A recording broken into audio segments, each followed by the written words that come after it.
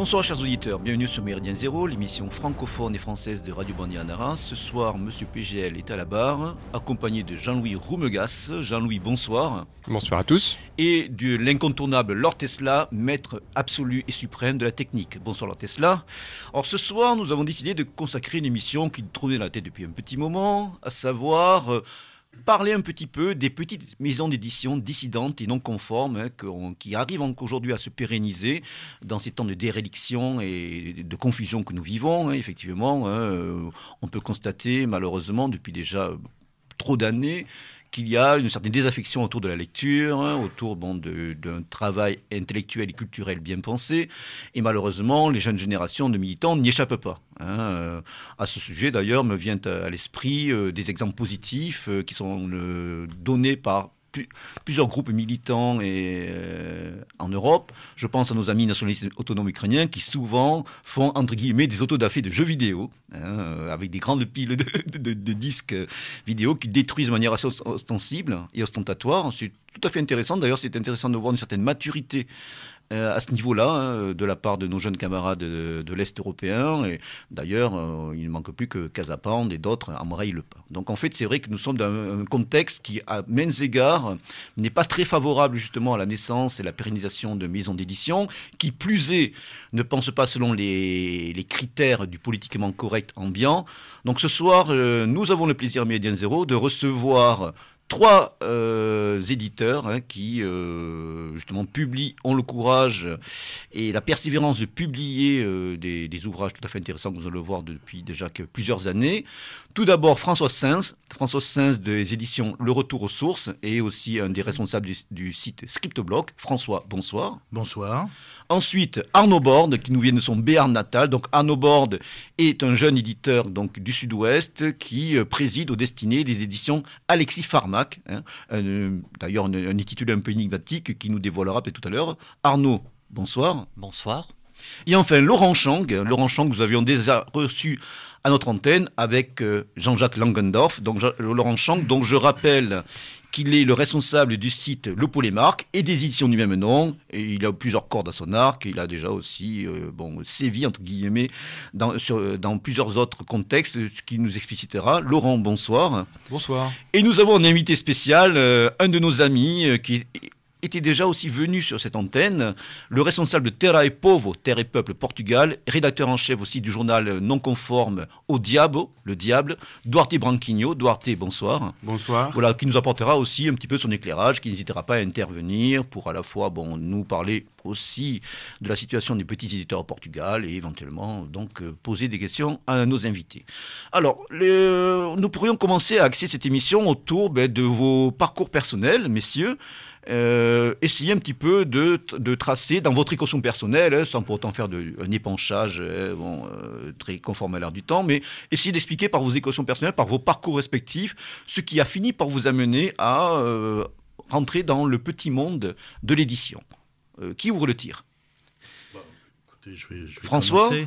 Voilà, écoutez, j'ai travaillé un peu toute ma vie dans les métiers du livre, puisque j'ai travaillé dans ma jeunesse dans l'imprimerie, j'ai été libraire, j'ai été agent littéraire, j'ai travaillé dans d'autres maisons d'édition. Donc, voilà, les métiers du livre, c'est ma vocation et c'est ce qui a abouti en 2008 à la création du Retour aux Sources avec Michel Drac. D'accord, là ça découlait quand même d'un investissement militant, en ce qui concerne le Retour aux Sources en particulier. Voilà, il y avait à la fois l'aspect professionnel de l'édition, mais aussi les convictions personnelles qui jouaient. D'accord. Alors qu'avant, vous étiez dans des maisons d'édition, on va dire, on ne peut plus classique, non on peut dire... J'ai eu quelques activités. À une époque, j'avais un certain engagement chez Les Verts. Il y a un certain temps, j'ai eu une activité dans l'édition de livres traitant d'écologie. C'était Les Verts, tendance jambrière, non Voilà, c'était Les Verts, les débuts, ni gauche ni droite. D'accord, de Vechter, en fait. Les Verts de Vechter, où il y avait encore des écologistes. Maintenant, ça, c'est une espèce qui se fait rare chez Les Verts.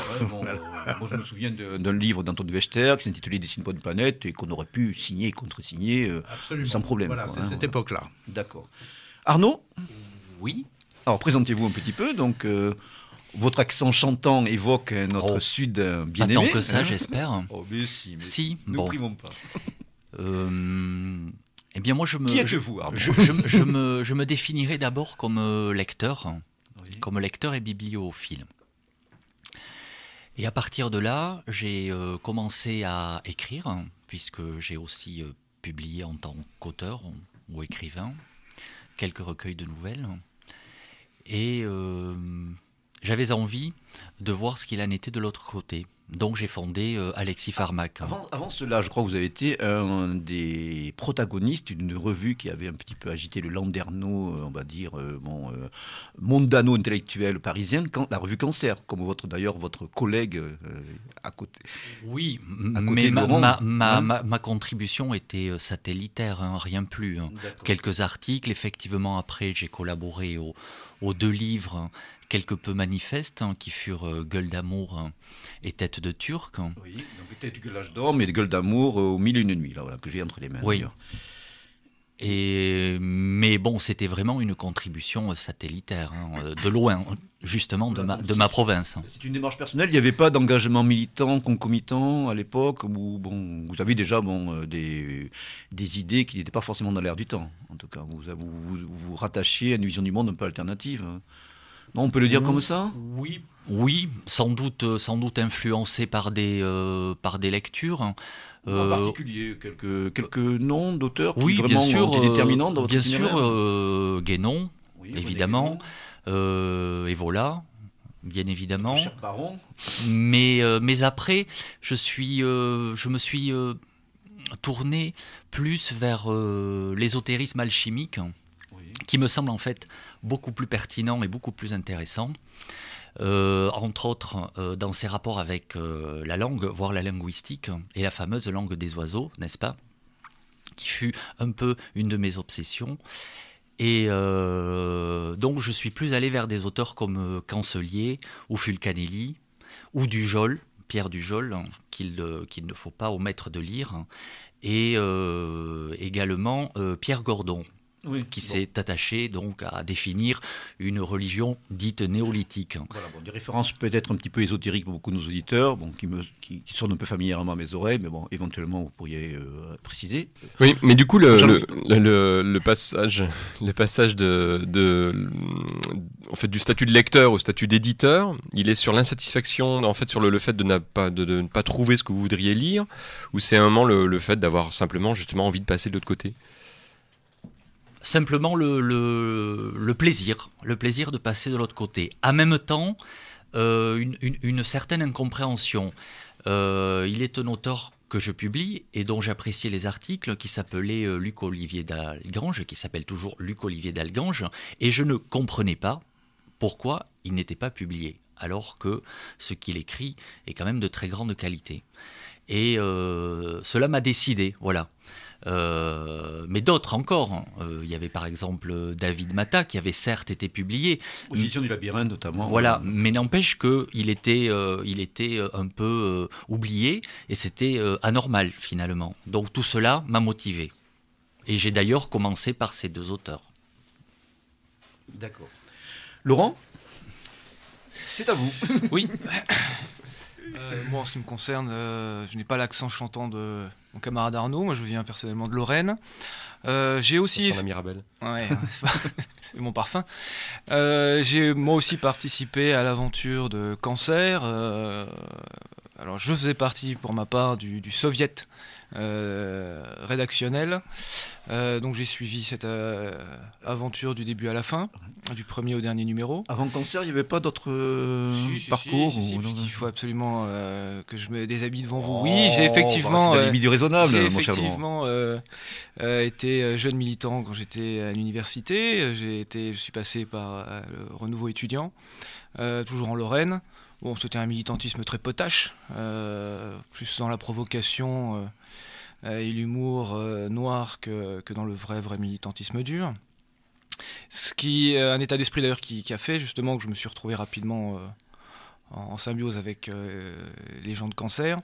Cancer ayant, au bout de quelques années, disparu, une mort absolument pas naturelle, puisque c'est dû à l'Aigrefin qui a ensuite pris sous sa coupe Dantec, dont il essaye en ce moment, vous êtes certainement au courant, de se dégager.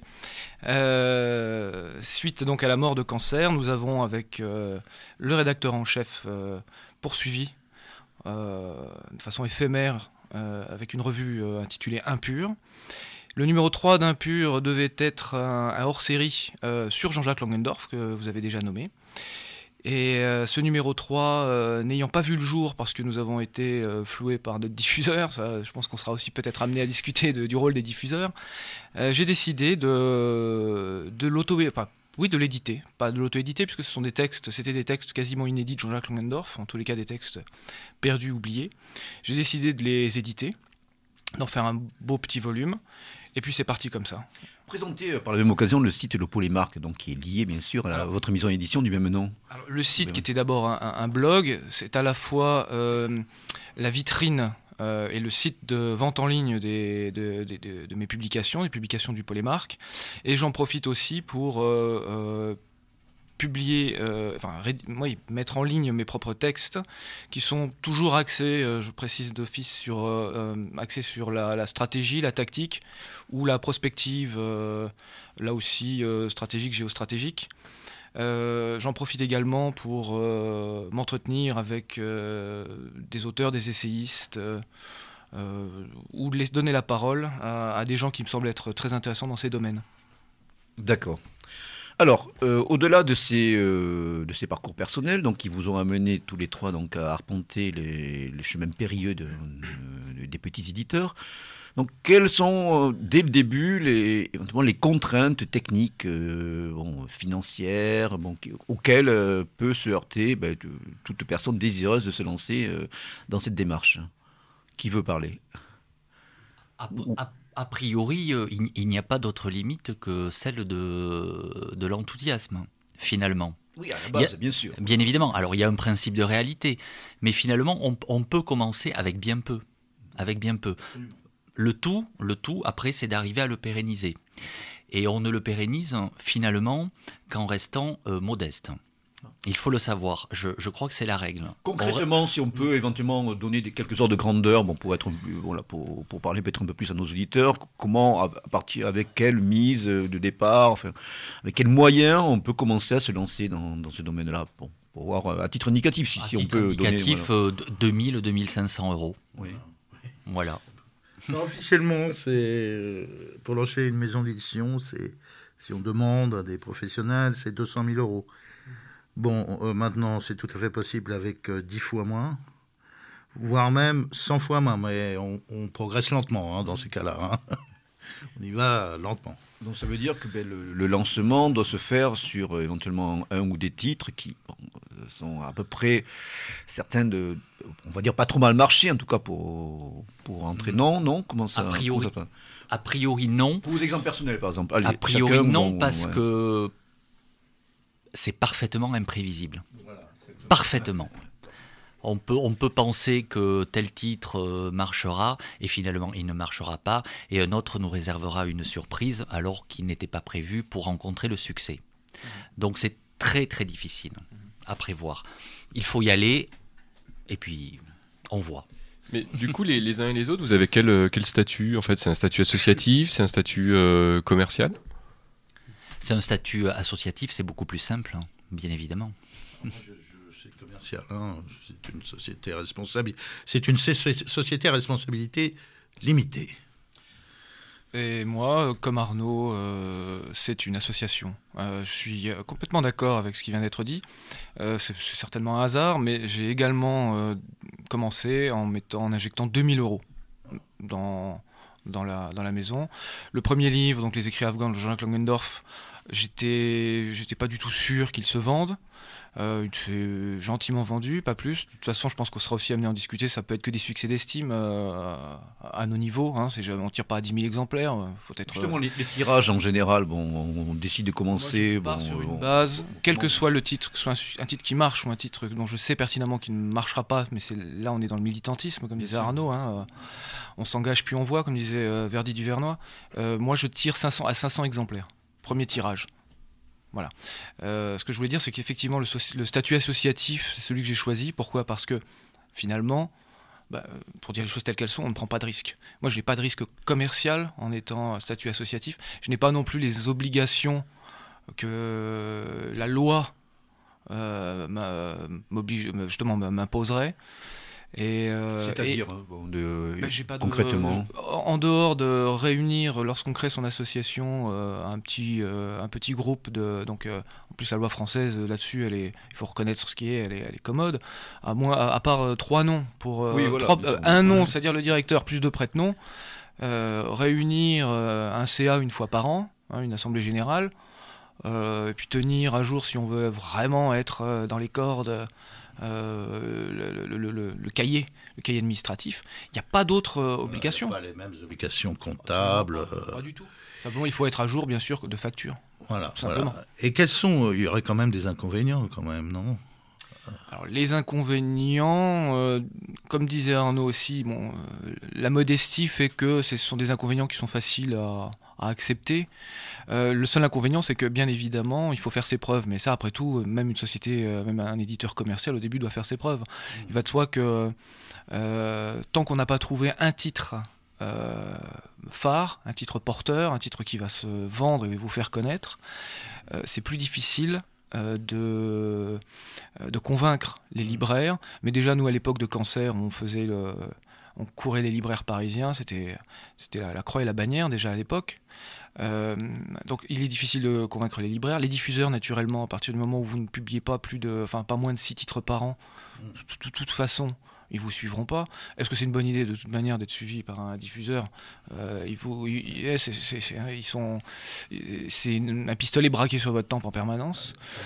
Personnellement, je n'y vois aucun inconvénient. En plus, comme j'ai une double casquette, puisque j'écris, alors je publie chez d'autres que moi, heureusement, mais comme j'écris, j'ai un temps qui est très compté.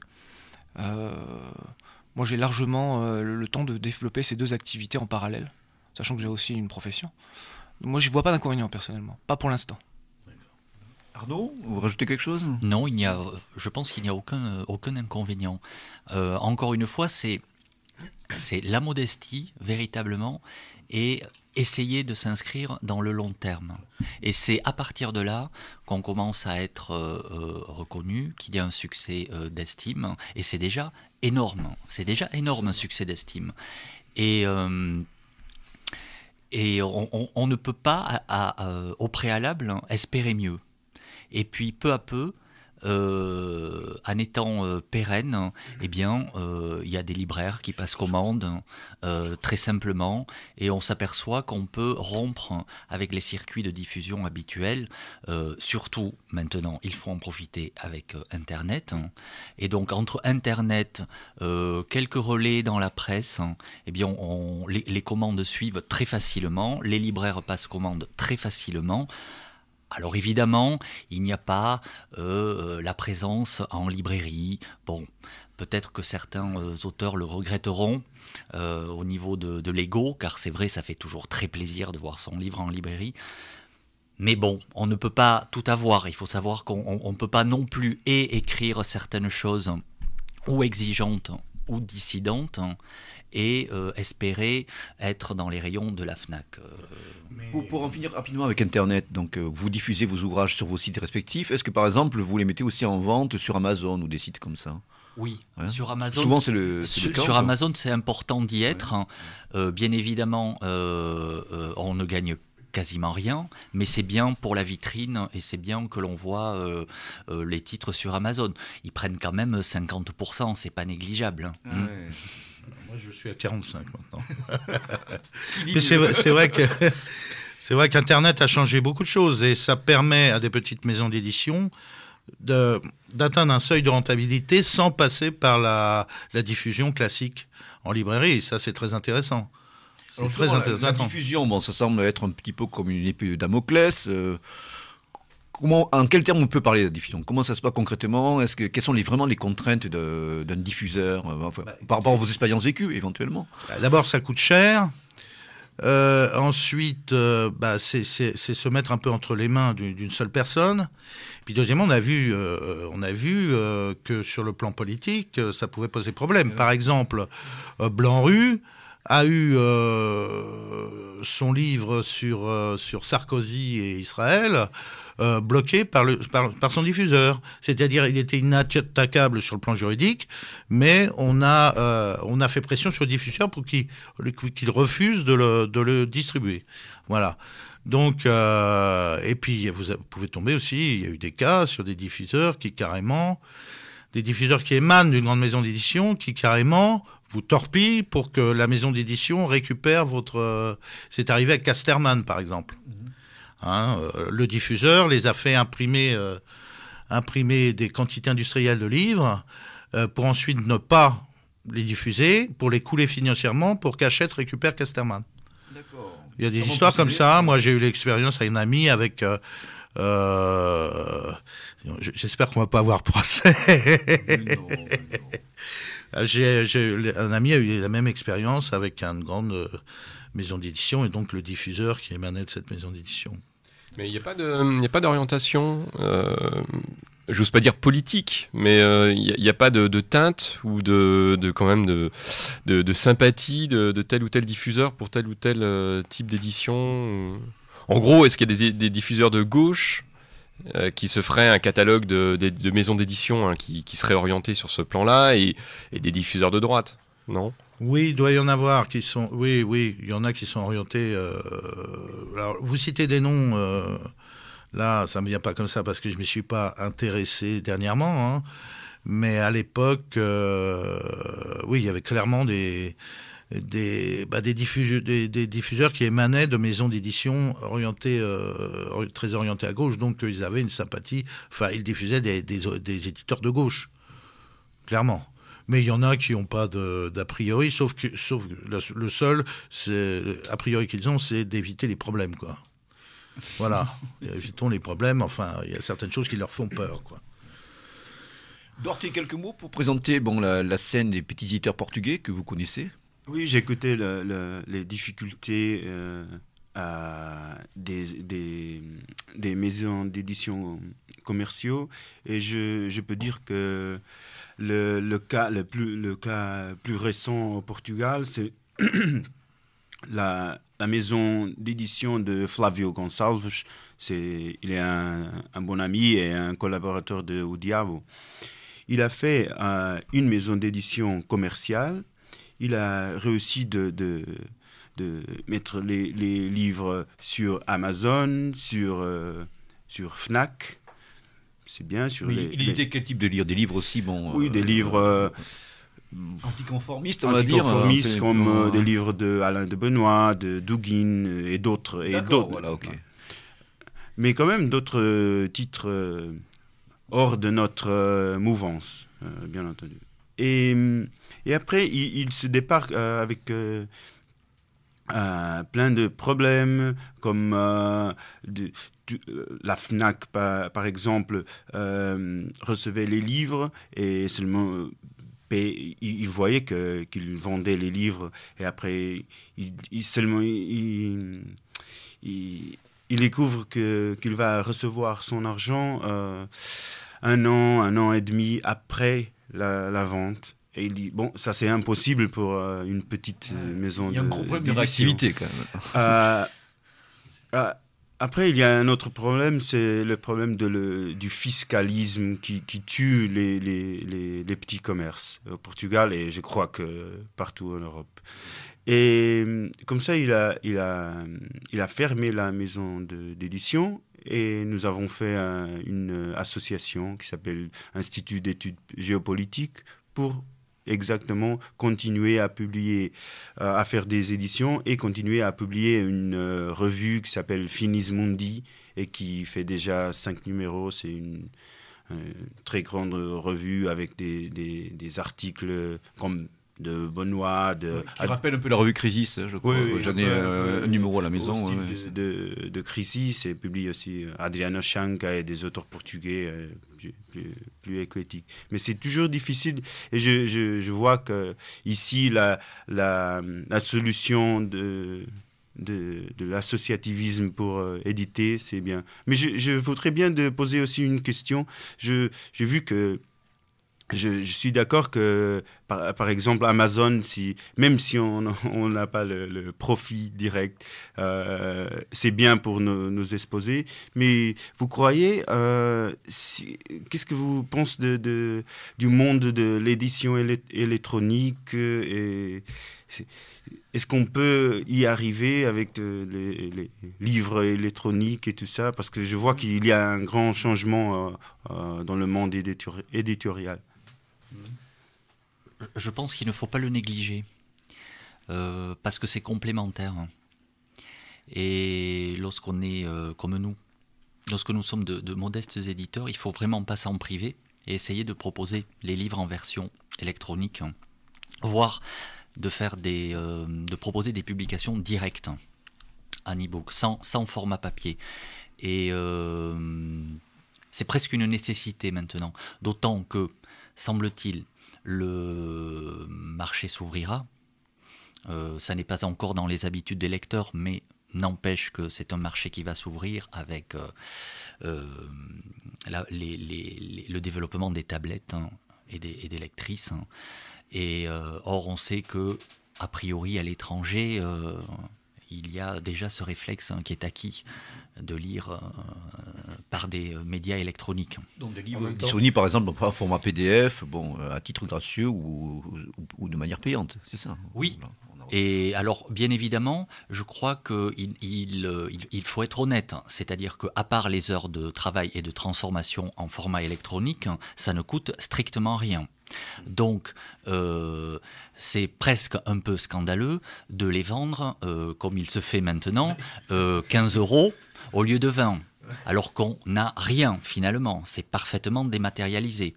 Et lorsque on écoute les potentiels lecteurs de livres électroniques, ils attendent comme prix entre 5 et 7 €. Donc je crois qu'il faut s'y tenir. Et puis c'est tout simplement honnête, on ne peut pas proposer quelque chose de dématérialisé qui est finalement un PDF amélioré. C'est joliment fait, mais c'est un PDF amélioré au-delà de 8 €. Ça n'est pas possible. Hein. En même temps, pardon François. En même temps, tout à l'heure, vous êtes défini comme bibliophile. Ça doit quand même vous pincer. Enfin, moi, j'ai du mal. J'ai objectivement du mal parce que je pense que s'il y a bien un point commun qui nous réunit tous là, autour de la table, c'est ce bonheur d'avoir quelque chose dans la main. D'avoir l'objet en main. Voilà. Non. Absolument. Mais cela dit, moi, pour mon cas, je vais ressortir donc en format Kindle. Les titres, une dizaine de titres qui sont épuisés et que je n'ai pas l'intention de ressortir en papier. Donc voilà, et ils sont très peu chers et c'est vrai que j'allais aussi venir. La majorité d'entre nous autour de cette table sommes aussi des amoureux du livre en tant qu'objet. Que ce soit une très très belle édition, même le fait de feuilleter un livre, c'est un geste qui malheureusement, comme je disais en début d'émission, devient de plus en plus rare de nos jours. Mais c'est vrai que le format PDF permet aussi pour les livres qui sont difficiles d'accès de pouvoir se les procurer, des livres maudits, pour le dire ainsi. Moi je sais que dans mon disque dur, on peut essayer d'avoir ce type d'ouvrage, qui sera difficilement trouvable, en tout cas d'avoir le texte. Pour soit le lire sous ce format-là, soit peut-être un jour se dire peut-être qu'il pourrait bénéficier d'une édition papier. Mais c'est vrai, c'est un atout. Certains aussi de nos jours, de pouvoir rendre accessible au plus grand nombre des textes qui ne le seront pas par des moyens, malheureusement, des moyens classiques en tout cas. D'ailleurs, alors ça nous permet un petit peu de faire une transition pour cette deuxième partie d'émission, c'est-à-dire on va maintenant un petit peu, je pense, aborder, à moins qu'on revienne aussi sur des aspects techniques, donc le fond de vos maisons d'édition respectives, un petit peu les œuvres, les auteurs qui ont été les vôtres. Donc l'aspect technique permet de rebondir sur vous, François, parce qu'autant que je me souvienne, je ne sais pas si vous étiez partie prenante à l'époque, au tout début où le Scriptoblog s'est lancé, avec donc ces nouvelles plumes, ces nouvelles perspectives qu'ils ont tracées. Je suis un des premiers lecteurs fervents et réguliers de votre blog devenu site. Je me rappelle que vous proposiez de manière gracieuse des textes en PDF, des livres entiers accessibles et téléchargeables. Certains en ont profité, je sais que j'en ai profité avec moi. C'était un atelier d'écriture. Oui. Et on proposait donc gratuitement les textes en PDF. Et pour une somme modique, on fabriquait Les livres. nous-mêmes ouais. les livres avec une colleuse et tout ça, et on pouvait avoir le livre imprimé de manière artisanale, hein, pour une somme modique. Bon, mais on a décidé finalement que ça valait peut-être le coup. Vu le nombre de talents qui ont émergé par ce biais, et puis aussi la situation environnante, la crise, toutes ces choses-là, on s'est dit que ça valait peut-être le coup de lancer une vraie maison d'édition. Voilà. Alors justement, ces talents qui émergeaient à l'époque, que vous avez diffusés sous ce mode-là, parlez-nous-en. Donc, quels ont été les auteurs qui ont un petit peu la cheville ouvrière, en quelque sorte au premier, je dirais celui qui est maintenant mon associé Michel Drac. Voilà, que nous avons reçu cette antenne et que nous recevrons très prochainement. Voilà. Ensuite, quelqu'un que vous connaissez, vous recevez aussi fréquemment, Maurice Gendre. Oui. Hein, et puis d'autres personnes qui sont très intéressantes, mais qui se cachent un peu sous des pseudonymes, mais qu'on produit des choses assez intéressantes, comme un livre qui s'appelle Gouverné par le chaos. Oui, on avait reçu d'ailleurs Michel qui nous avait parlé qui voilà, cet ouvrage, et, avec d'autres invités aussi à l'époque. Voilà, et tout un tas de contributeurs. Par exemple, le livre que vous avez peut-être lu, qui s'appelle Eurocalypse. J'allais justement en parler, voilà. Voilà, c'était la première. Il y avait une dizaine d'auteurs. Vous avez fait d'ailleurs un tirage papier conséquent de cet ouvrage. Moi aussi, je m'étais procuré sous cette forme-là également. Oui, on a fait un tirage, Donc, rappelons pour nos auditeurs qu'Eurocalypse, c'était une sorte de roman dystopique qui décrivait une situation de chaos dans laquelle était plongé notre continent. Enfin, un petit peu dans la lignée d'autres ouvrages. Bon, je ne vais pas parler du Camp des Saints ou du Poitiers de Main de Randa ou d'autres ouvrages de cet acabit, mais en tout cas, c'était un ouvrage qui avait marqué. Il y a eu un débat d'ailleurs, tout cet ouvrage. Je me souviens qu'Alain Soral, d'Égalité et Réconciliation, Fabrice Robert, donc du Bloc Inter, avait été interrogé. Entre eux, avait réagi à la parution de cet ouvrage. Comment il a marché cet ouvrage, par exemple, pour parler de celui-là, mais pour en aborder quelques autres? Téléchargements gratuits en PDF. De ce fait, la version papier, n'a peut-être pas eu le succès, mais enfin sur le temps, ça va. Oui, vous l'avez réédité après plus tard. Oui, en version papier, bien, mais bon, c'est pas que des ventes énormes, mais sur le temps, on va les vendre, c'est pas un problème, c'est pas grave de toute façon. D'accord. Et parmi les autres ouvrages de cette période-là, il y en a d'autres, il y a certains que vous voudriez me mettre en avant ou aborder pour nos auditeurs. Oui, vous allez dire. Écoutez, il y a tous les titres de Michel. Beaucoup sont épuisés maintenant, mais à la suite de la sortie de son nouveau livre en janvier, nous allons les rééditer en un volume papier, en les regroupant, plus des versions titre par titre en Kindle très peu cher. Voilà. D'accord. Voilà. Donc après, vous avez décidé de vous lancer, vous avez lancé la mission, le retour aux sources. Voilà. Et deux axes, si vous voulez, la critique du mondialisme, de l'empire, entre guillemets, de l'oligarchie financière. Et le second axe, ce sont des choses, les réflexions sur ce que peut être l'avenir. Alors, il y a le survivalisme, par exemple, ça rentre dans ce cadre. Voilà, avec l'ouvrage qui a fait le tabac, l'ouvrage de Piero San Giorgio. Oui, ou l'ouvrage de Francis Cousin, vous avez sorti récemment. Donc, pouvez-vous présenter un petit peu les ouvrages de cette période-là et un petit peu leurs auteurs? Qu'est-ce qui vous a guidé vers ces choix? Enfin, c'était des collaborateurs d'abord du Scriptoblog, j'imagine, pour beaucoup d'entre eux. Oui. Et ensuite, vous avez un petit peu élargi vos... on a élargi, justement, dans cette critique, justement, du fait de la crise. On a cherché à produire une information pertinente sur les acteurs de cette crise. Alors, la première chose qu'on a trouvé éditée, c'est Les secrets de la réserve fédérale de Stas Mullins. Voilà, que j'ai entre les mains, dont nous avons parlé d'ailleurs en son temps. Qui a été notre premier best-seller, parce on peut dire qu'il est maintenant à 9000 exemplaires vendus, donc ça a très bien marché. 9000 exemplaires, donc vous avez fait plusieurs tirages, j'imagine. Oui, plusieurs impressions. Plusieurs impressions, oui.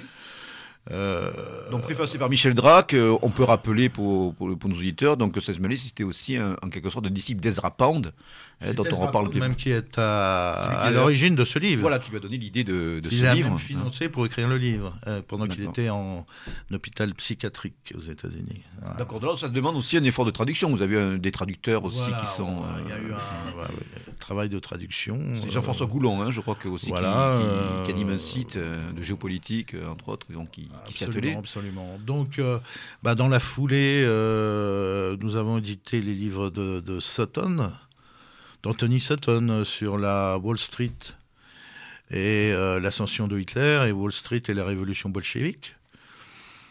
Toujours dans l'optique de la critique de cette oligarchie financière. Voilà, c'est vrai qu'Anthony, les ouvrages d'Anthony Sutton étaient un petit peu mythiques quelque part. On se procurait souvent des éditions en PDF en anglais, on le citait énormément, mais vous étiez un des premiers éditeurs. Il y en a aussi un autre petit éditeur aussi qui avait sorti. Qui est sorti Sutton sur la Fed, oui. Exactement. Voilà. Je trouve le Malice supérieur même. Oui, mais par rapport à ces traductions, du coup, vous êtes contraint au niveau des droits, ou c'est des auteurs dont pour certains ouvrages, ils sont un petit peu plus anciens, ou est-ce que c'est des ouvrages qui sont libres? Nous avons acquis les droits auprès de... Alors Moline c'est mort, mais son neveu nous a vendu les droits. Et il touche un pourcentage sur les ventes. Puis pour les Sutton? Alors les Sutton c'est un peu plus compliqué, mais nous avons négocié quelque chose dans ce domaine-là. Ce sont des ouvrages qui partent un petit peu là. Oui, c'est très, oui, ça marche bien, oui. Vous avez fait un premier tirage. Oui, ils sont sortis en août là, donc on en est encore en vente le premier tirage. Et puis voilà, nous avons eu la grande chance d'éditer un livre de Piero San Giorgio sur le survivre à l'effondrement économique. Il a été Donc ça fait un tabac, j'ai l'impression. Oui, alors surtout sans diffusion, quoi. C'est-à-dire nous en sommes à 20 000 exemplaires là maintenant. 20 000, oui. Sans diffuseur, c'est énorme. Comme quoi, on peut voir sur Internet qui donne des conférences un peu par Mons et par Vaux, à droite et à gauche. L'auteur est pour beaucoup dans le succès, parce que c'est vraiment investi dans la chose, mais voilà, c'est inespéré, ça permet d'envisager... Vous annoncez qu'un deuxième livre de l'auteur sort très prochainement. Oui, le 6 décembre, oui, avec la collaboration de Vol Ouest, qui est un Français exilé au Montana aux États-Unis. Montana. Voilà, et qui anime un blog qui s'appelle Le Survivaliste. C'est vraiment le plus ancien, peut-être le meilleur. C'est vrai que dans ces États du nord-ouest des États-Unis se prêtent un petit peu au développement de ce type de Voilà, donc en français, c'est un des grands spécialistes du survivalisme. Donc là, je crois, si je ne m'abuse, qu'il s'agira d'accentuer sur le survivre en zone urbaine, en quelque sorte. Voilà, qui est le lot de la majorité d'entre nous. Voilà, parce que Pierrot a reçu beaucoup de lettres de gens qui disaient oui, c'est très bien faire une base autonome durable à la campagne, c'est bien, mais moi je suis en ville, comment je fais, voilà. Alors, on explique comment capturer des rats. Capturer des rats pour les manger. Sur mon balcon, sur le 4e étage. Je pense que je commençais par le chat de la voisine. Bien, donc nous reviendrons tout à l'heure aux parutions encore actuelles et à venir de votre maison d'édition. On va donner la parole maintenant à nos autres invités. Alors, qui veut prendre la parole? Arnaud? Oui. Pouvez-vous présenter un petit peu quels ont été les titres phares de votre maison lorsque vous êtes lancé? Je sais que vous avez plusieurs collections dans votre maison d'édition. Déjà, pourquoi l'intitulé assez énigmatique Alexis Farmak? Expliquez pour nos auditeurs. Alexis Farmak. Mais ça n'est pas du tout anecdotique ni mystérieux. Pour le commun des mortels. Mais non. Donc je ne m'exclus pas. Mais non. C'est un mot très connu qui veut dire contrepoison, et que l'on trouve tant chez Rabelais que chez Huysmans, par exemple. Mais c'est un mot tout à fait connu et répandu. Tout à fait. Je me vois rassuré. Donc, Alexis Farmak, Contrepoison. Oui. Donc, Contrepoison décliné sous plusieurs collections. Oui. Donc, présentez-les-nous. Il y a les narratives qui est dédié tout simplement à la fiction, nouvelles, récits, romans. Il y a Les Rares, dans laquelle j'essaie de rééditer des ouvrages un peu perdus de vue, ou alors les réflexives, qui est dédiée aux essais. Plus politique ou idéologique, voilà. Plus politique, plus métapolitique, idéologique, mais aussi cinéphile. Oui. Elle est ouverte à toute réflexion, finalement. Donc, quel a été le premier titre lancé et comment vous êtes propulsé en fait, donc, est-ce qu'il a vraiment été un tremplin, ce premier titre, pour ce qui va suivre, ce qui a suivi? Il y a eu deux titres, hein, donc il y a eu deux auteurs. Il y a eu David Matta et Luc-Olivier Dalgange, qui sont parus dans les narratives. Non, Luc-Olivier Dalgange est paru dans les réflexives et David Matta dans les narratives. Et ils sont quelque part complémentaires. L'un, sous le mode de la fiction, explore l'art comme véhicule vers le sacré. Et Luc-Olivier Dalgange dit un peu la même chose, hein, mais à travers la réflexion, la philosophie et essentiellement le néoplatonisme. Puisqu'il a une nostalgie de l'Empire aussi. Une nostalgie de l'Empire, mais qui est plus une nostalgie quelque part un peu... qui relève de l'oniromancie, hein. Il faut tout de même, c'est important d'insister là-dessus, me semble-t-il. L'oniromancie, et je pense qu'il sera d'accord, comme l'entendait Jean Blic. Hein. Alors je précise un peu. Préciser un peu pour nos auditeurs qui sont familiers de cet univers. C'est-à-dire que le rêve est finalement, pour qui saura le comprendre, l'expression de la divinité. C'est un théomorphisme, pour reprendre un terme que l'on trouve chez les traditionalistes, hein, et qui saura lire les rêves, finalement, contemplera. Voilà, donc ce sont des auteurs, des ouvrages qui s'adressent à un public, en tout cas sensibilisé à un certain univers, certaines ouvertures, certaines portes, des ouvrages, des auteurs exigeants pour un public exigeants, mais qui ne sont pas hermétiques complètement. Ouais. Attends, j'insiste là-dessus. Ce ne sont pas des traités d'alchimie.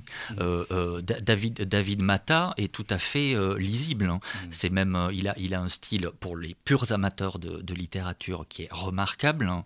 Et Luc-Olivier Dalgange, on pourrait même le lire aussi littérairement, pour son style, qui est quelque part assez classicisant, qui retrouve ce que l'on appelait le phébus au XVIIe siècle, c'est-à-dire qui est à la fois classicisant, mais qui a une certaine emphase, comme cela, déclamatoire. Voilà.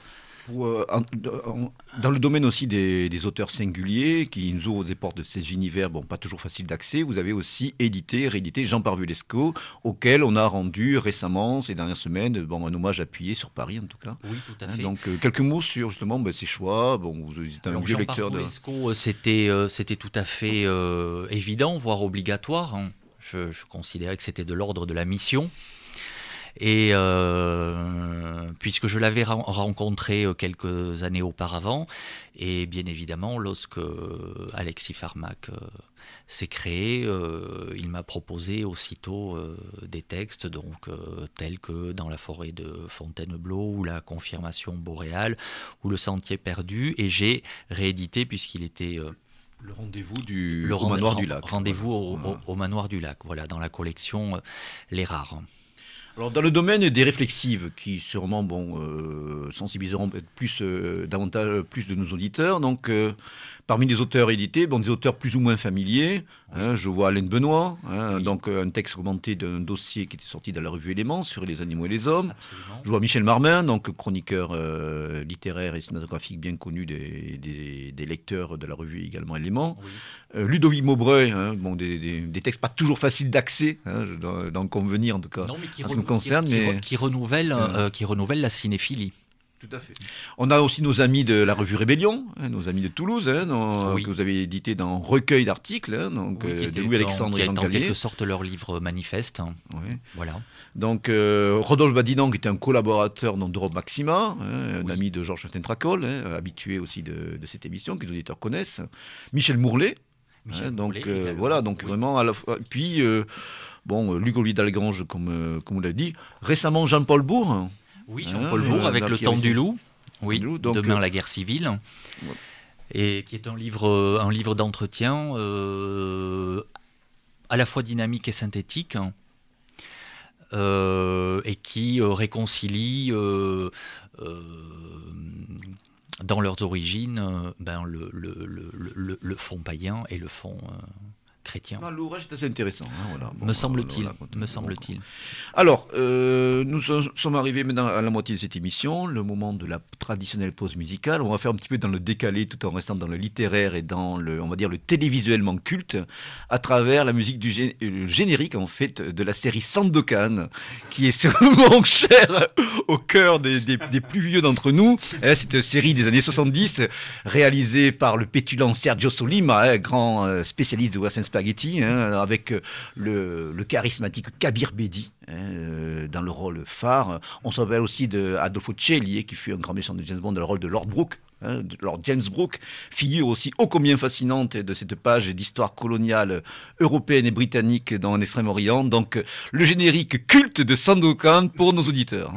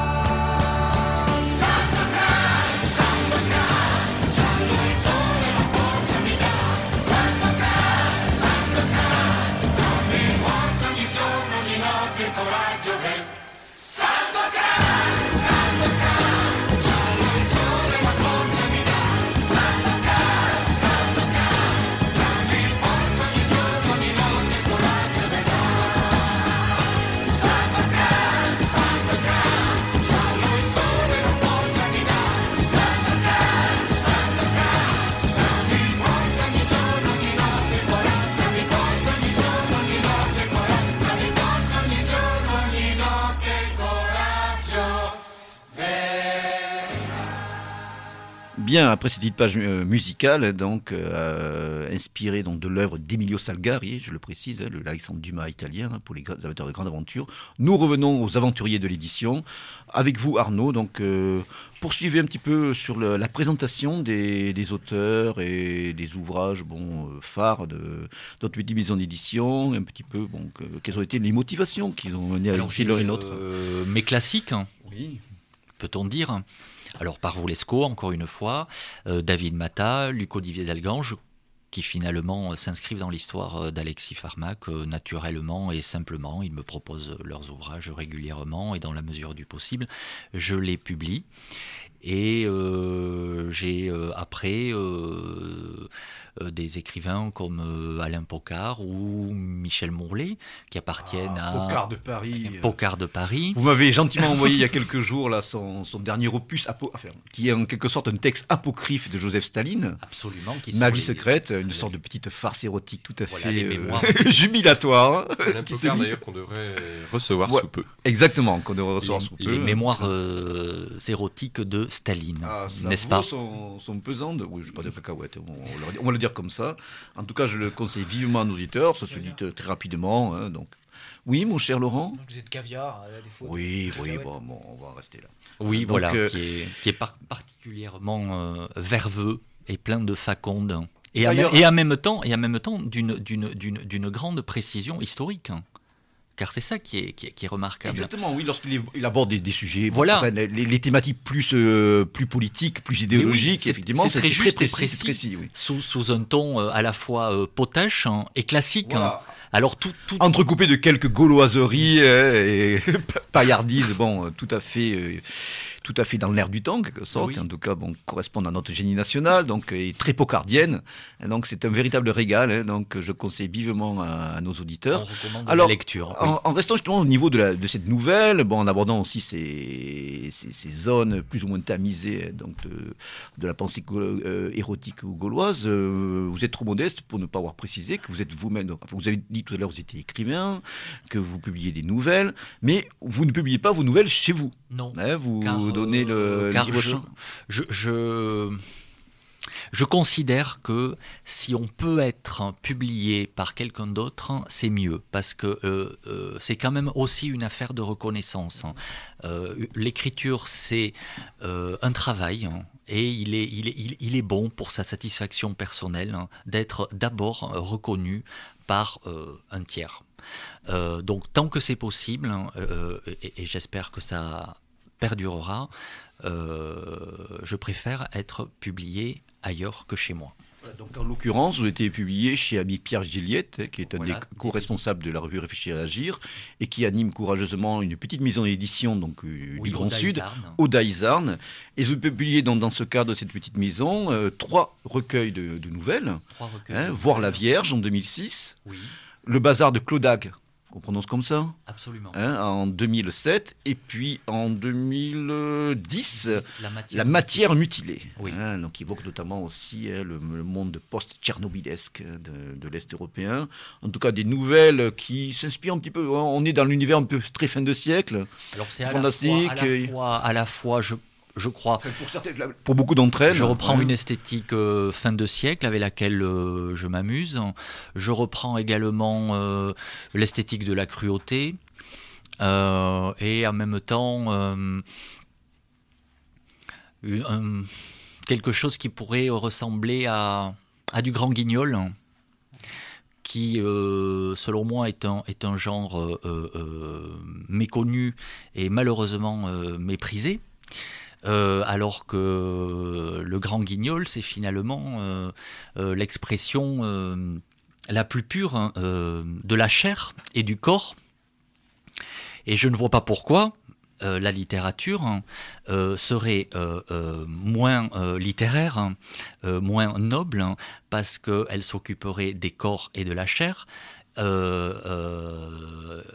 alors qu'elle s'occupe très souvent de psychologie. Je ne comprends pas pourquoi on dit, voilà, il y a une étude psychologique de tel personnage qui est faite, et là est la qualité, alors qu'on peut faire exactement la même chose sur le corps et sur la chair.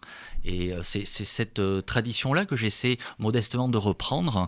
Quelque part, on peut le dire, c'est éventuellement le naturalisme. Alors, quelques noms pour parler un peu plus à nos auditeurs, donc quelques auteurs qui vous inspirent dans cette sensibilité, dans cette perspective. Alors, qu'est-ce que vous citez ? Tout simplement Émile Zola. Je trouve que c'est un très grand auteur qu'il faut lire et relire. Pour les décadents, on peut penser bien évidemment à Catulle Mendes, Jean Lorrain, mais peut-être le plus connu d'entre eux, puisqu'il synthétise tous ces courants, c'est Joris Karl Huysmans, bien évidemment, avec Là-bas, À rebours, et après aussi son évolution vers une espèce de catholicisme naturaliste, en fait, parce que c'est tout de même un catholicisme qui pue la crasse, hein, et la chair. Et à ce titre, c'est pas inintéressant. Tout à fait, semble-t-il. Ouais, en tout cas, c'est ok. Je pense aussi par moments aux versants fantastiques de l'œuvre de Marcel Brion, hein, de ces contes fantastiques qui sont assez méconnus, peut-être que, bon, pas directement, mais enfin bon, c'est assez subjectif. Il y a aussi un auteur que j'apprécie beaucoup, qui est Marcel Schwab, hein, qui maîtrise parfaitement l'art du conte et surtout de l'artifice, hein. Surtout l'artifice avec ses vies imaginaires, c'est-à-dire qui sont autant de biographies complètement dévoyées à force, hein, de précision. C'est pas inintéressant. D'accord, bien. Nous allons donner maintenant la parole à votre collègue sur votre gauche, hein, donc Laurent, notre polémarque en titre. D'ailleurs, je peux préciser, avant de vous interroger plus précisément sur les titres et les auteurs qui vous sont chers, que vous avez été brièvement rédacteur en chef aussi d'une revue qui était diffusée en kiosque, qui s'appelait La Voie stratégique. Hein. C'est exact, qui a connu... 4 numéros, je crois. Le 5e, mais ayant malheureusement pas vu les kiosques. D'accord, voilà. Donc, là aussi... nous avons fait les frais des NMPP. D'accord, les diffuseurs, une fois de plus. Diffuseurs, la mafia des diffuseurs. Ouais. C'est ça. Donc c'est une revue stratégique en quelque sorte, hein, qui suit des développer des thématiques tactiques, stratégiques, et également un fond d'histoire militaire, mais toujours dans une orientation là aussi stratégique. Il ne s'agissait pas de compter le nombre de boutons présents sur les vareuses de tel ou tel officier écossais dans telle ou telle bataille du 19e siècle en Afghanistan. Voilà, en tout cas, on voit déjà aussi vos centres d'intérêt qui se déclinaient, ne serait-ce que dans les choix de recension d'ouvrages. En fait, des cancers, dès que je me suis mis finalement à écrire, ce sont ces thématiques-là qui m'ont intéressé. Elles m'ont toujours intéressé de toute façon. Je suis, en tant que Lorrain, je suis pour ainsi dire né dedans. Alors d'ailleurs, pour faire le lien avec votre collègue Arnaud, précisons que vous êtes aussi un auteur, un écrivain, exactement, et vous avez publié chez lui. Hein, vous avez publié un recueil de nouvelles, dont certaines avaient été reprises, je crois, de Cancer, hein, de la revue Cancer, qui s'intitule Constat d'Occident. Oui, c'est ça. Donc quelques mots sur ce recueil, pour le présenter un petit peu à nos auditeurs. Arnaud aussi pourrait mettre son grain de sel, s'il le désire. Vous êtes cruel. Oui, bien écoutez... Je me maîtrise, je vous rassure. Là, on abordait un registre qui me plaît beaucoup, qui est celui de l'histoire vue au prisme, la grande histoire vue au prisme de la petite, à travers soit des personnages réels abordés dans leur quotidien, soit des anecdotes qui pour moi font sens et qui sont grossies au niveau d'une nouvelle de 20 pages et qui donnent justement un nouveau regard sur des événements parfois plus connus. Donc on y voyait notamment certaines figures qui sont chères à nos éditeurs, qui étaient mises en scène de manière très talentueuse. Je pense à Mishima Yukio, je pense à Che Guevara. Il y a un certain romantisme autour de Che Guevara, qu'on partage plus ou moins.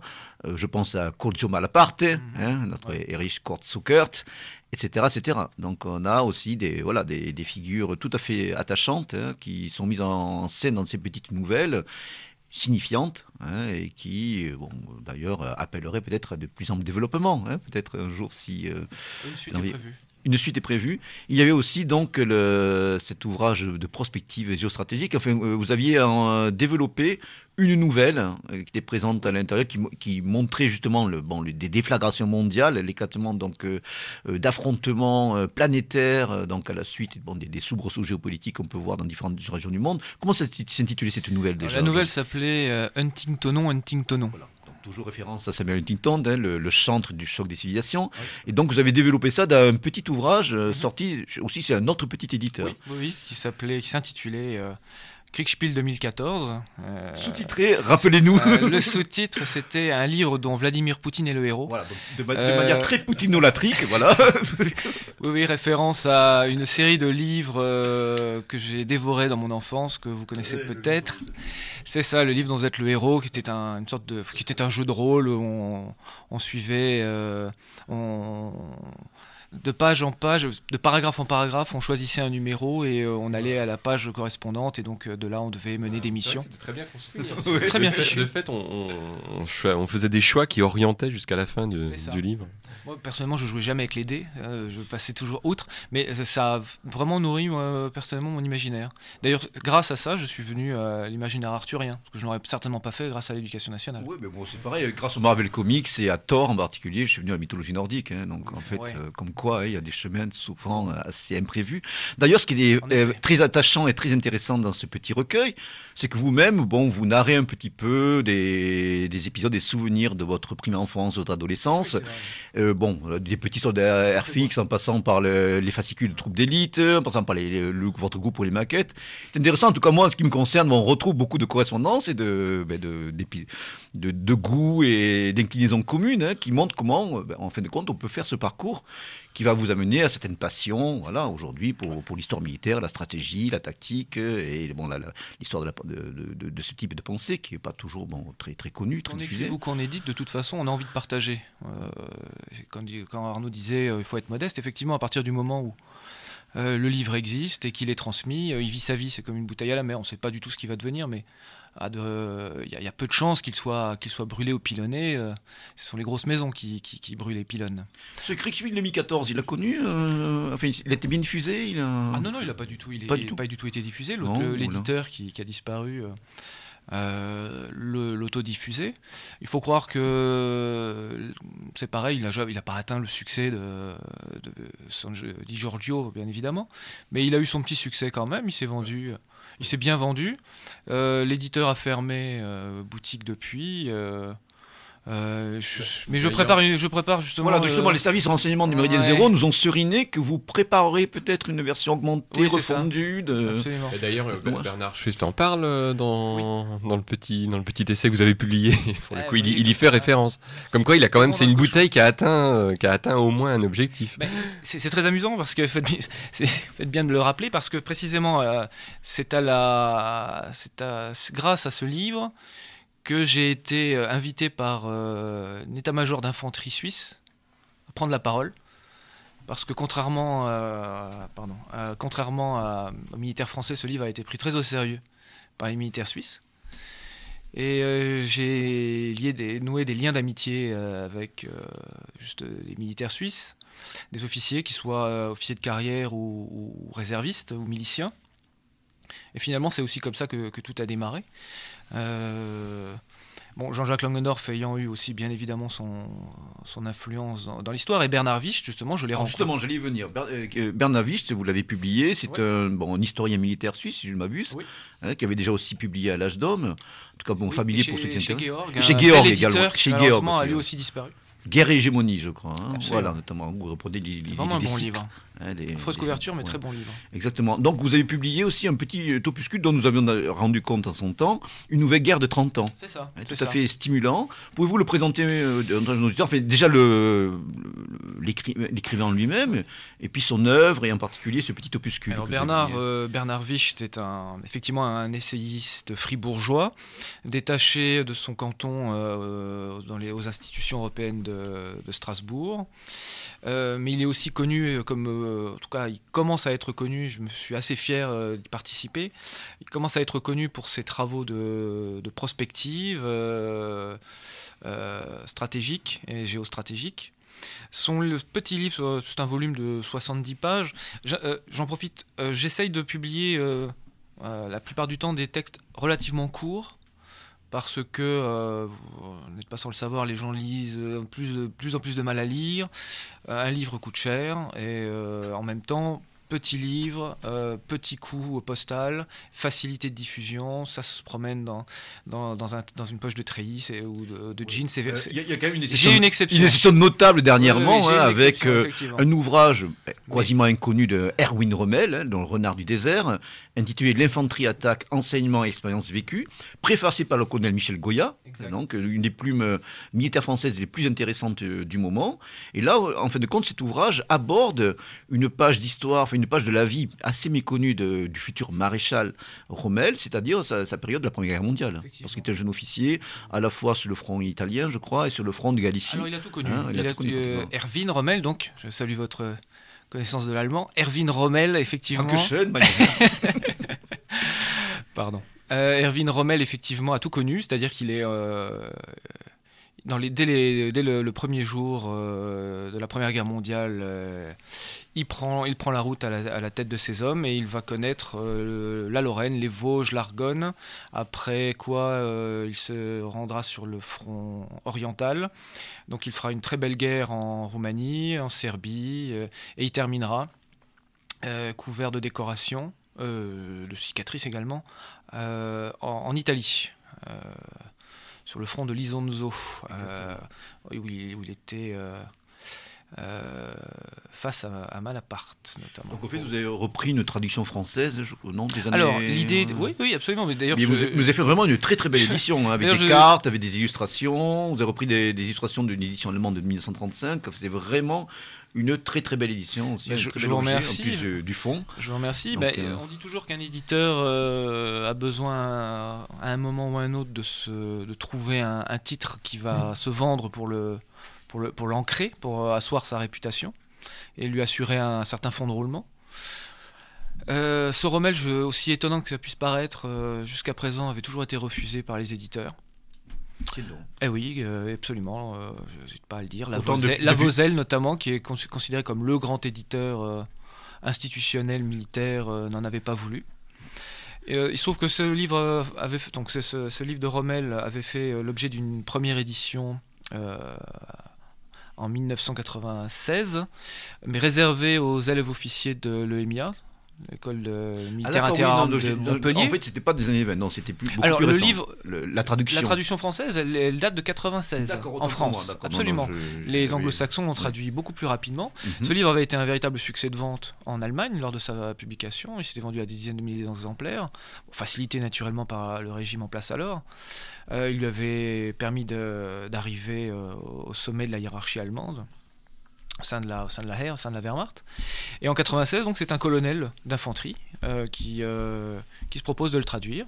Il est étudié par les officiers, les élèves officiers, et puis publié à quelques exemplaires.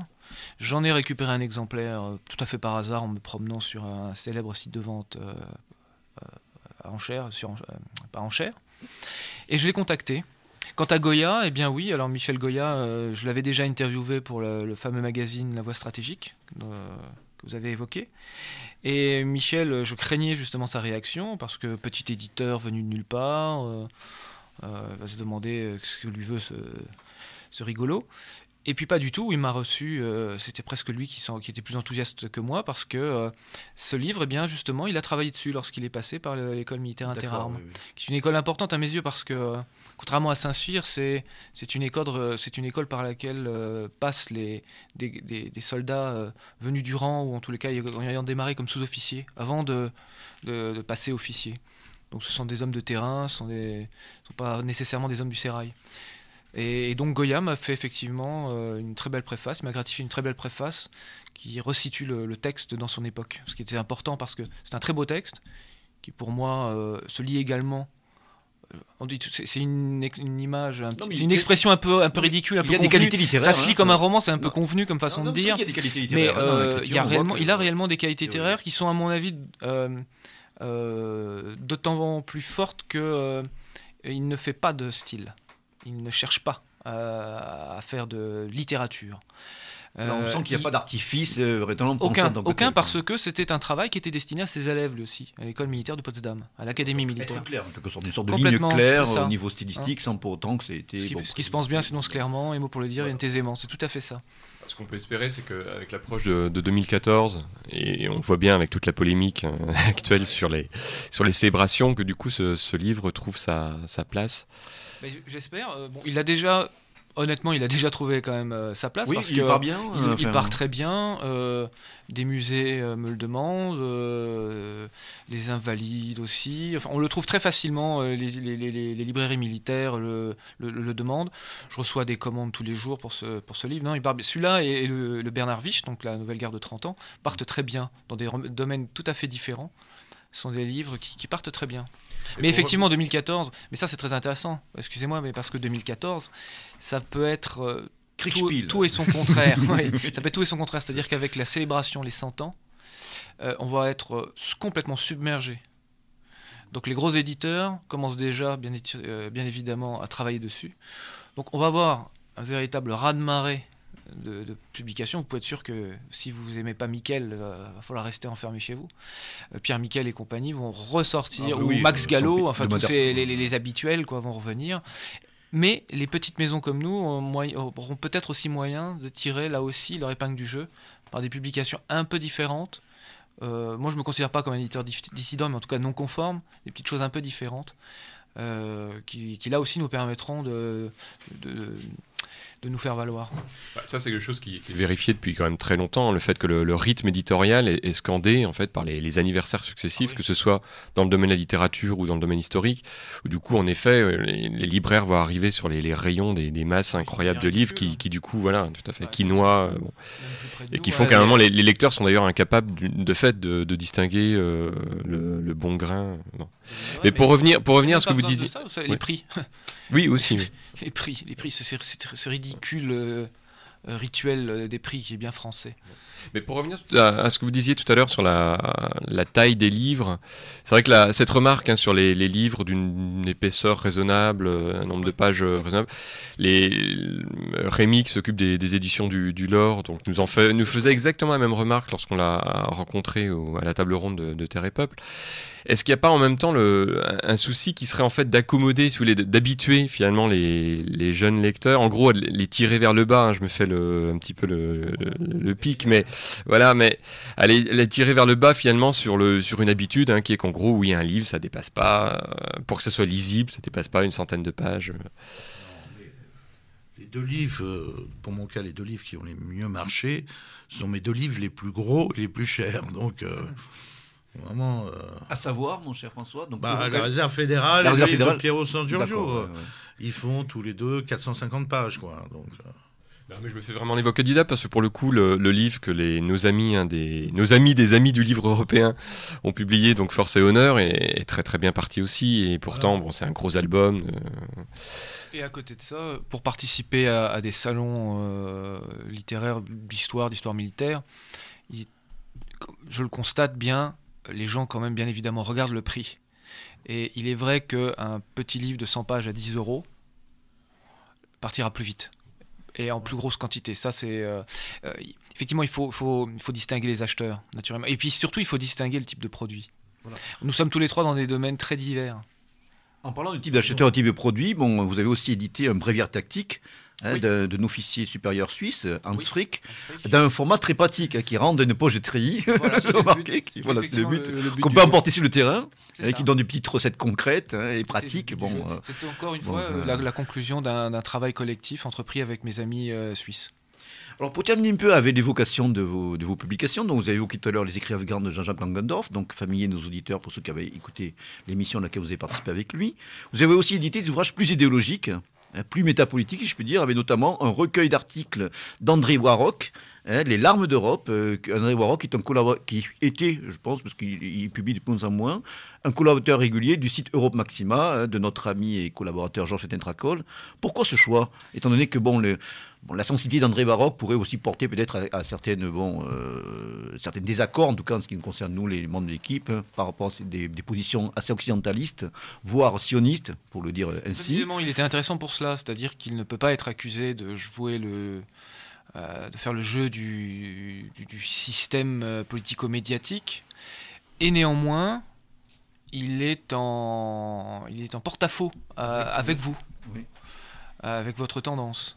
Moi, ce qui m'intéressait de toute façon dans son manuscrit quand il me l'a envoyé, c'était ses développements géopolitiques et géostratégiques. Oui, d'ailleurs, il est préfacé par Georges Dentraco, qui n'est pas forcément d'accord avec Voilà. toutes les thèses qu'il développe. Tant mieux, Tant mieux, oui, tout à fait. Laissons la pensée unique aux autres, si nous-mêmes nous commençons à la développer. Donc, une contre-pensée unique, c'est comme la contre-encyclopédie, ça fonctionne plus ou moins. Donc, il m'intéressait pour ses développements sur la Russie, sur le déclin américain, sur l'émergence de nouvelles, ou la réémergence finalement de puissances qu'on croyait sur le déclin. Et puis, il tient un constat sans concession sur un constat d'Occident, en quelque sorte. Par exemple, merci, je vais vous prendre comme un impresario, comme sur l'Europe, il tient un constat sans concession sur l'Europe. Oui, très influencé aussi par les idées de Guillaume Fay, entre autres, et puis d'autres puis moi, aussi, ce qui m'intéressait chez lui, qui... justement, c'est que c'était un aiguillon, parce qu'il n'hésite pas à prendre à partie des gens que nous avons tendance à considérer parfois comme des gourous, qu'on n'a pas le droit de remettre en cause.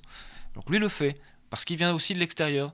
Donc, je ne citerai pas de nom, mais vous aimez bien un petit peu des fois. Oui, bien sûr. On se souvient de votre éloge de Tzal, paru dans Concert, qui vous a eu plein de félicitations et de louanges. Ou mon évocation de Mishima, effectivement, qui m'a valu pas mal d'inimitiés et quelques orions dans des soirées laïbariennes, effectivement. Mais pas de regret, parce que...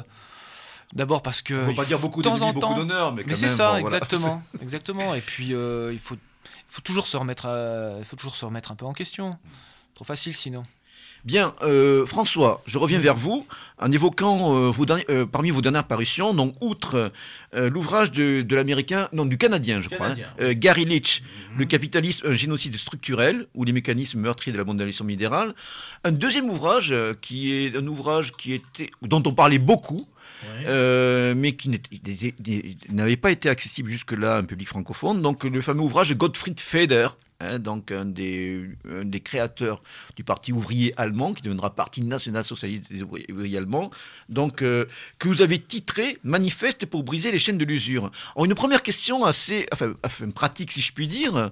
Ne vous êtes-vous pas aperçu que quelques semaines auparavant, un petit éditeur ami, l'édition La Forêt, avait sorti, dans une autre traduction, le même texte, sous le titre « Critique nationale révolutionnaire du capitalisme spéculatif ». Moi, ça m'a un peu étonné. On s'en est aperçu 10 jours avant la sortie d'une autre, mais bon, qu'est-ce que vous voulez ? Oui, bon, ceci dit, moi je dirais que pour ceux qui peuvent se le permettre au niveau de leur bourse, les deux ouvrages se complètent fort bien.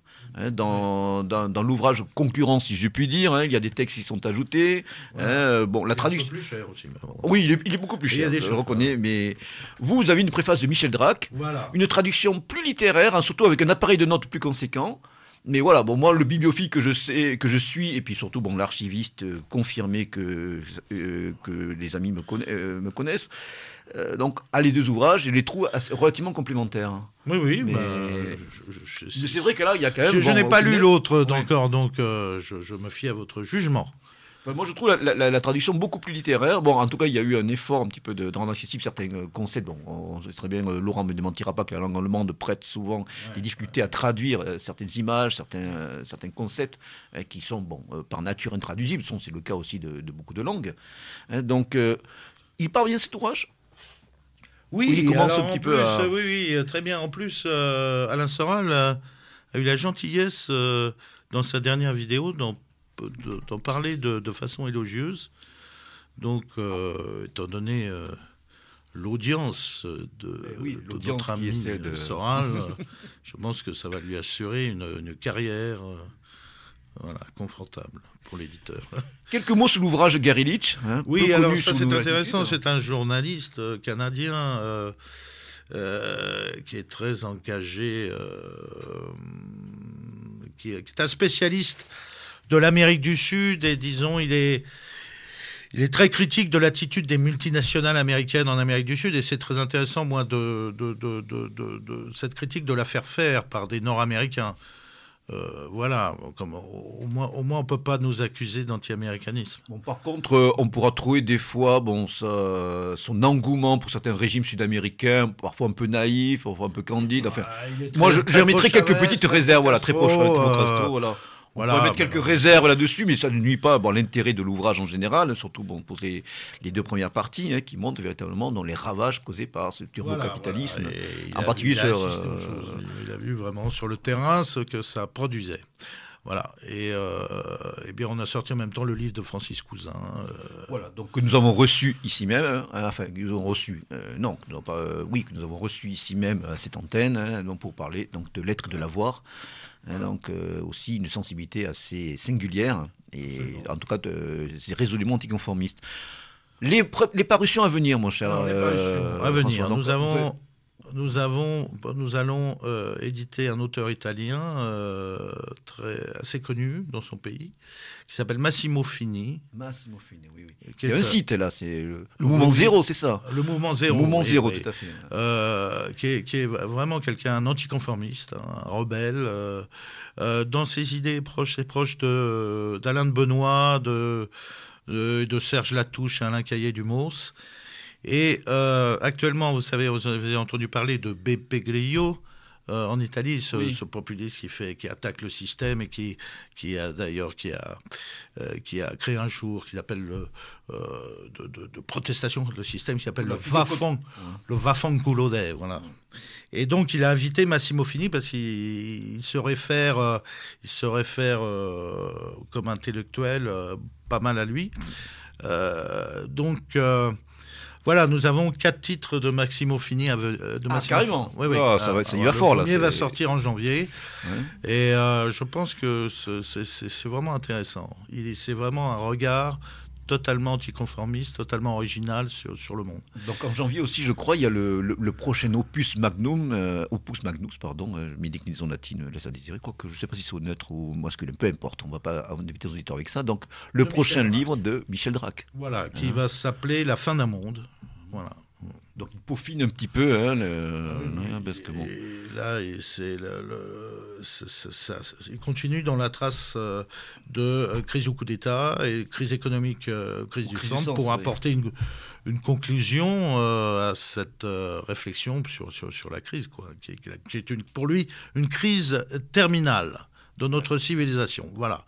Et d'autre part, qui complète un peu tout ça, j'ai un livre qui est une traduction de l'anglais de Joseph Tainter, première édition Cambridge University Press, qui s'appelle The Collapse of Complex Societies en anglais, qu'on va traduire par l'effondrement des sociétés complexes. Oui. Donc, un ouvrage récent à faire. Oui, il a une dizaine d'années, mais il part d'un certain nombre de civilisations dans l'histoire et il analyse les causes de leur effondrement et voilà, il les trouve. Enfin, c'est très intéressant. Rappelez-nous le nom de l'auteur. Tainter, il s'appelle Tainter, T-A-I-N-T-E-R. D'accord. Joseph Tainter. Voilà. Arnaud, les parutions à venir, les projets, les envies. Dites-nous tout, presque. La prochaine sera hivernale et s'intitulera Entretien avec des hommes remarquables. Donc, entretien réalisé par le cercle. Un titre très gurdjieffien. Absolument. Voilà, absolument. Donc, ça paraphrase Gurdjieff. Et les entretiens sont réalisés par le cercle Curiosa et on y retrouve des gens éminents. Tels que Alexandre Douguine, Michel Drac, Luc-Olivier Dalgange, Francis Cousin. Je prie de m'excuser ceux que je n'ai pas nommés et c'est préfacé par Alain de Benoît. Donc quelque chose d'énorme. En cours de finition. Donc, en cours de finition. Vous avez regardé tous les textes là Oui, il est en cours de finition. Donc, ce sera hivernal, fin janvier, début février. D'accord. Autre projet ou autre Ils sont encore incertains. Il y en a d'autres. Alors, mes classiques, Dalgange, Mata, Mourlet, sans doute. Un essai, puisque je ne veux pas négliger ça, même si ça peut paraître plus futile, mais pourtant, c'est très intéressant. Un peu de futilité dans ce monde de bruit. Voilà, un essai, sans doute, sur le post-punk. et sur les années 80. Qui sera écrit par Frédéric Dufoin, que d'aucuns connaissent peut-être, hein, et qui avait participé justement à Cancer. En tout cas, les lecteurs de vos contributions à Cancer, dont je suis, se souviennent de vos engouements que je partage pour Cocteau Twins, pour les jumeaux Fraser, Guthrie, Elizabeth Fraser. Voilà. Et donc là, dans ce livre, c'est à la fois, certes, une écriture rock, mais en même temps quelque chose d'assez profond et sociologique quant à l'analyse des années 80. D'accord. Laurent, donc les projets, vous avez déjà fait part de votre réédition refondue de Kriegspiel. Ah oui, mais attention, Voilà. ce ne sera pas chez moi. Ce ne sera pas chez vous, d'accord. Arnaud, Chez Arnaud, faut- peut-être non. Enfin, bon, Non, vous verrez. non, on a quelque chose en germination. D'accord. Donc, mais dans le ce sera partenariat autre chose. stratégique, ce sera autre chose. On- D'accord. on verra, en quelque ouais. sorte. Alors, dites-nous Mais tout. en tant qu'éditeur, j'ai sur le feu, là, qui va dans les mois à venir, j'ai une traduction originale d'un manuel de contre-guérilla suisse intitulé Total Widerstand, la résistance totale. Plus d'actualité, à un moment où on parle justement Tout à fait. des manœuvres de la. Tout à de fait. l'armée Mais helvétique dans alors le c'est contexte. un texte, c'est pareil, c'est comme le Rommel. Je comprends pas que les Français ne se soient pas emparés de ce texte plus tôt. Même d'ailleurs les Suisses romanophones, puisqu'il en existe une version allemande, une version anglaise que les Américains ont largement exploitée. Mais les Vaudois, eux, l'ont lu en allemand, n'ont jamais cru bon de l'éditer en version française. Donc ce texte est en cours de traduction. C'est un manuel donc c'est un manuel qui a pour moi son intérêt parce qu'il a été publié dans les années 60 en Suisse, donc par le major von Dach, suisse d'origine prussienne, et que ce livre avait été retiré de la vente précipitamment par les autorités suisses quand on s'est aperçu que la bande Abadère en avait fait son propre bréviaire. D'accord. Voilà, donc ça c'est Carlos Marighella, mais bon. alors c'est farci de alors un texte très intéressant, farci de plans, des applications pratiques, de concrètes, croquis, oui, voilà, absolument, bon, absolument. circonstanciées, Donc ça, circonstancielles. J'ai aussi, pour finir, j'ai deux petites choses aussi sur le feu. J'ai un Jomini, pour une raison que j'ignore, pardon. Bon, c'est le Clausewitz, c'est encore un Suisse. Voilà. Jean-Jacques Langendorf y a consacré deux énormes volumes chez Georg. volumes, absolument. Voilà. C'est la somme définitive. Les Américains le considèrent comme leur propre Clausewitz. Bon, c'est un Suisse. Donc ça, c'est un Jomini que je prépare aussi. Et puis j'ai un jeune officier qui a décidé, je pense, de mettre fin à sa carrière en m'offrant un texte dans lequel il revient sur la coin, donc la contre-insurrection. Tout est à la mode en ce moment. Tout est dans, On oui, reprend depuis un petit quelques peu, années. bon, Oui, on a vu le avec résultat. l'Afghanistan, On verra le ouais. résultat quand nous serons définitivement partis d'Afghanistan. Donc le livre s'appelle Comment les Occidentaux pourraient gagner leur guerre, et dans lequel il dit qu'il faut en finir avec la contre-insurrection gentille, gagner les cœurs, les esprits. On donne des bonbons aux enfants, on occupe les villages, on soigne les maladies. Stop. Voilà, Stop. c'est Roger Trinquet avait tout dit. Si on veut vaincre l'ennemi, il faut pas hésiter à salir les mains au fond des caves. On l'écrase, quoi. Voilà. On le C'est ce que pulvérise, disait quoi. Poutine. Vous allez dire que je en rajoute avec Poutine, mais il faut aller les chercher jusqu'au Non, fond mais des non, chiottes. non. C'est ce que dit ce jeune officier, qui le restera certainement pas longtemps. Un officier français. Ah oui, absolument. Absolument. D'accord, donc il Passé signera, il signera sous son nom, a priori. Ah oui, donc, oui, il évidemment. signe Donc par son là, nom. voilà, Il donc signe il par son se nom. carbonise. Mais ça dit, il a déjà, de toute professionnellement. façon, il est en cours de reconversion dans les gardes mobiles. Là. Je crois qu'il a, il a soupé. Je crois qu'il a soupé de l'armée de terre, le pauvre. D'accord, donc en fait c'est un ouvrage qui paraîtrait vers quand à peu près Début janvier. Bon, ben là, je Je crois serai qu'en parmi janvier... les premiers informés. Ah ben, nous espérons bien. En tout cas, il y aura une forte actualité éditoriale dont nous rendrons compte. Et puis bon, éventuellement, nous n'hésitons pas à vous réinviter Des pour open l'occasion. source et puis des textes directement, des entretiens diffusés directement sur le site. D'accord. Donc, précisons d'ailleurs que tous les trois, donc, vous participez à des sites qui sont à la fois des sites d'information, de publication de textes, d'entretien. Donc, le site Scriptoblog. Donc, d'ailleurs, François, vous allez vous autonomiser avec un site donc dédié plus précisément aux éditions Retour aux sources. Ça fait autonomiser, c'est un grand mot. Il y aura plus institutionnel, d'accord. Voilà, d'accord. Donc Arnaud Borde avec son site Alexis Pharmac, donc sur lequel on peut commander, on peut commander en ligne vos ouvrages. Donc Laurent Chang avec le site Le Polémarque, donc sur lequel on peut lire des diverses contributions de vous, des textes que vous relayez, et puis bien sûr pouvoir se procurer donc vos ouvrages donc en ligne directement. Voilà. En tout cas, messieurs, au nom de l'équipe Méridien Zéro, je vous remercie d'avoir été présents ce soir, donc pour nous présenter vos productions, votre démarche, enfin vos démarches respectives, en espérant que cela a plu à nos auditeurs. Donc, plus que jamais, je rappelle que la guerre culturelle implique de faire l'effort de lecture, l'effort de se plonger dans des textes pas forcément toujours faciles d'accès, d'essayer de contrecarrer un petit peu les addictions diverses, notamment tout ce qui est aujourd'hui une des plaies de notre époque, à savoir les différentes formes d'écran qui parfois, en quelque sorte, mobilisent un peu trop nos attentions, nos temps de cerveau disponibles, pour reprendre une formule qui a fait Florès ces derniers temps. Donc n'hésitez pas à acheter ces livres, n'hésitez pas à faire preuve d'une curiosité constructive et nécessaire, en découvrant des univers inexplorés grâce aux efforts, aux engagements, à la persévérance de ces personnes, de ces amis, de ces camarades qui n'hésitent pas donc à se mouiller un petit peu en se lançant dans cette aventure aujourd'hui qui est la création d'une jeune maison d'édition. Donc François, Arnaud et Laurent, merci d'être venus. Duarte, un petit mot pour clore. Merci aussi. Oui. Je me sens toujours chez moi, ici à Méridien Zéro, et avec tous mes amis et camarades en France.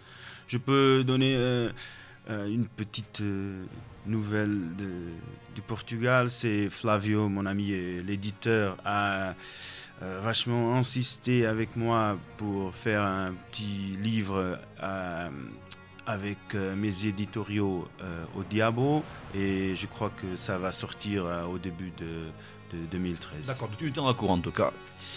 C'était Monsieur PGL en compagnie de Jean-Louis Romegas au nom de l'équipe Méridien Zéro. À l'abordage et pas de quartier.